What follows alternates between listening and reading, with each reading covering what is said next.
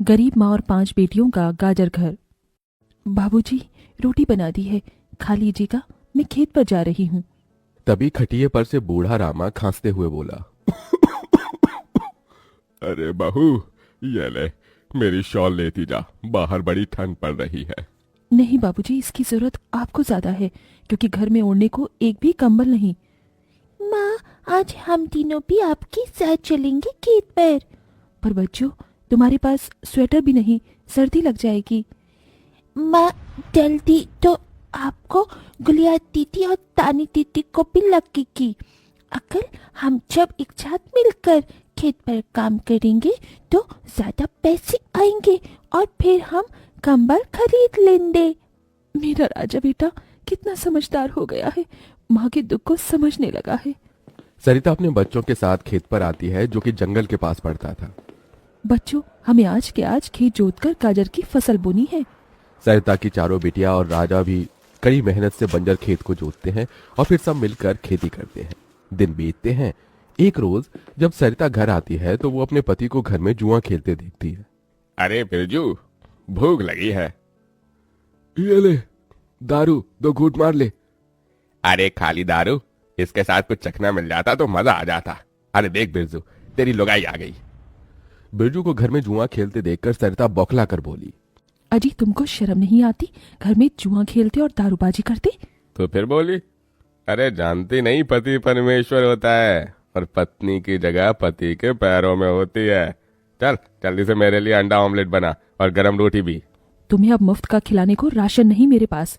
6 बच्चे हो गए हैं, जानती भी हो इन सब का पेट कितनी मुश्किल से पाल रही हूँ मैं। तुम्हें तो जिम्मेदारी से मतलब ही नहीं। घर में बूढ़ा बीमार पिता है, तुम तो कमाने गए थे ना, फिर क्या हुआ? आते ही पैसे मांगने लगी। पति ने खाया पिया कि नहीं ये तेरा बाप पूछेगा। नशे में तो बिरजू सरिता से अकड़ते हुए अपनी चमड़ी की चप्पल निकालकर उसे बहुत पीटता है। ये ले, और लड़ाई की जुबान। मैं कमाता नहीं तो क्या इस घर में मेरी इज्जत नहीं होगी? ये ले। बचाओ, ओह बचाओ, माँ को मत मारो पिताजी।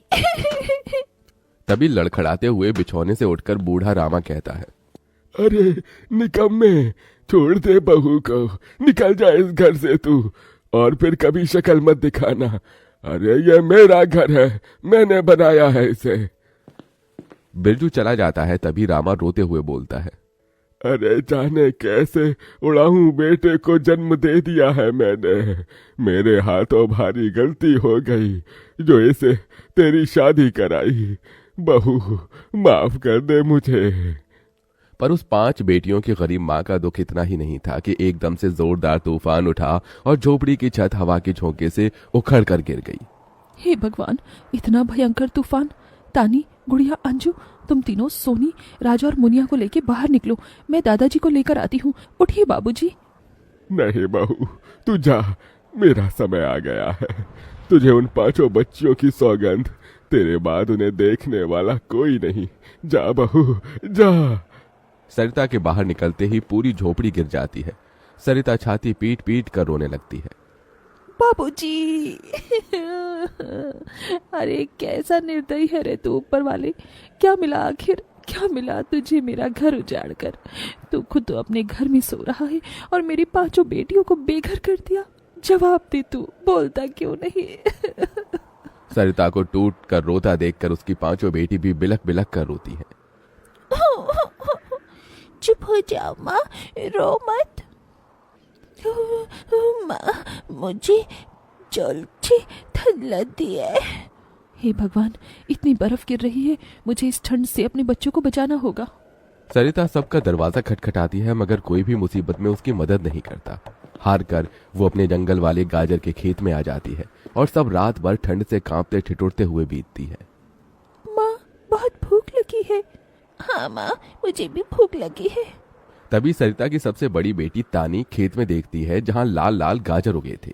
देखो माँ, हमारे खेत में तो गाजर तैयार हो गए हैं।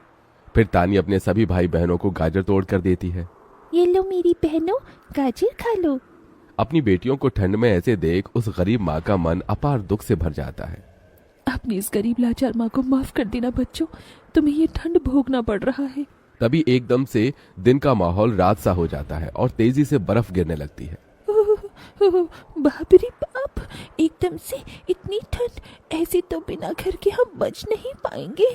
तभी सरिता अपना आंचल उन पर उड़ाती है, मगर बच्चे थरथरा उठते हैं कि एकदम से गुड़िया कहती है, माँ, तानी दीदी, हम अपना घर बना सकते हैं। मगर कैसे बिटिया, हमारे पास पैसे भी तो नहीं। माँ देखो, हमारे खेत में कितने सारे गाजर उगे हैं, हम इसी से अपना घर तैयार करेंगे, पर हम सबको साथ मिलकर मदद करनी होगी। राजा बेटा, जब तक कि हम गाजर घर तैयार नहीं कर लेते, तुझे अपनी छोटी बहनों का ख्याल रखना होगा। रखेगा ना? हाँ माँ, रखूंगा। सरिता आग जलाकर अपने दोनों सबसे छोटे बच्चों को उसके पास बिठा देती है और खुद अपनी चारों बेटियों के साथ उस भयंकर ठंड में गाजर घर बनाने लगती है। अंजू, सोनी, गुड़िया, तुम दोनों मुझे और तानी दीदी को गाजर तोड़ तोड़ कर दो, हम घर बनाते हैं। ठीक है माँ। गरीब माँ बेटियां मिलकर गाजर घर बनाती हैं, मगर घर एकदम से ढह जाता है, जिससे सरिता दुखी हो जाती है। कितनी मेहनत से ये गाजर घर बनाया था हमने, मगर सारी मेहनत बेकार चली गई।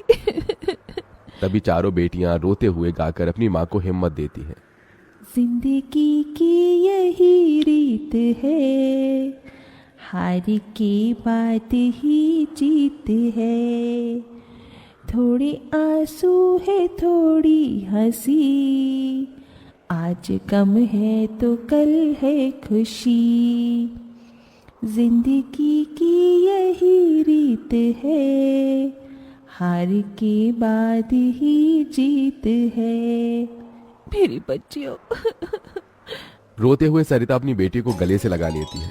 वो फिर कोशिश करते हैं, कई बार उनका गाजर घर बिगड़ता है। तभी गुड़िया कहती है, माँ, अगर हम अपना गाजर घर मजबूत बनाने के लिए पहले लकड़ी फट्टे से ढांचा बना लें, तो फिर हमारा गाजर घर नहीं गिरेगा।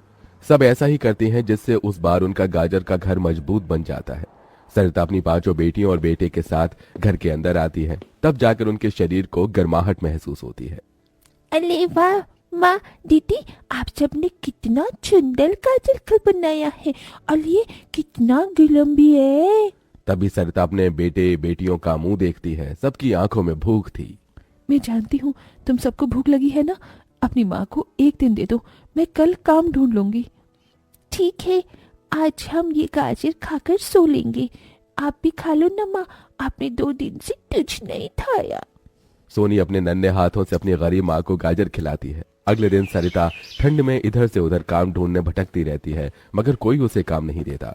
इधर अब उसके खेत के गाजर भी खत्म हो गए थे, जिससे उसकी बेटियां भूखी थी और उसकी दुधमुही बेटी भूख से रोई जा रही थी।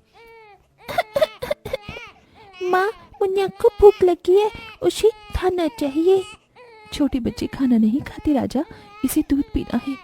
हे बसुरी बजैया, एक माँ की ममता की इतनी भी परीक्षा मत लो कि वो अपने बच्चे को दूध भी ना पिला सके। तभी सरिता को द्वार पर एक गाय के रंभाने की आवाज सुनाई दी। माँ, लगता है बाहर गाय आई है। सरिता अपनी बेटियों के साथ बाहर आकर देखती है तो गाय के थन से दूध की धारा बहे जा रही थी। इस गाय के थन में कितना दूध गिर रहा है। सरिता गाय का गर्म दूध अपनी बेटी को पिलाती है। तभी गाय उसके खेत में जाकर गोबर कर देती है, जिससे एकदम से जादू होता है और खेत लाल चमकदार गाजर से भर जाता है। माँ, ये तो कोई जादुई गाय लगती है। देखो, हमारे खेत में कितने गाजर हो गए। हाँ गुड़िया, मैं जादुई गाय हूँ। मुझे वरदान प्राप्त है, जिस भी बंजर खेत में मैं गोबर करूंगी वो फसल से भर जाएगी। मैं इससे पहले भी तुम्हारे खेत में आई थी। इसका मतलब गौ माता, आपकी वजह से उस वक्त भी मुझ गरीब के बंजर खेत में गाजर उगी थी। आपका कोटि कोटि धन्यवाद गौ माता। माँ, तुम काम ढूंढ रही थी ना, अब मैं ढूंढना। तुम तो कितना अच्छा गाजर का हलवा बनाती हो, और गाय के दूध से खोया, घी, दूध सब बनता है। तुम हलवा बनाकर बेचो। सरिता उस गाय के दूध से घी खोया तैयार कर लेती है और गाजर का हलवा बनाकर बेचने लगती है, जो कि लोगों को खाने में स्वादिष्ट लगता है। उसकी अच्छी कमाई होती है, जिससे उसकी आर्थिक स्थिति ठीक हो जाती है और वो गाय उसके गाजर घर के बाहर बंधी खेत के गाजर और घर दोनों की पहरेदारी दिया करती।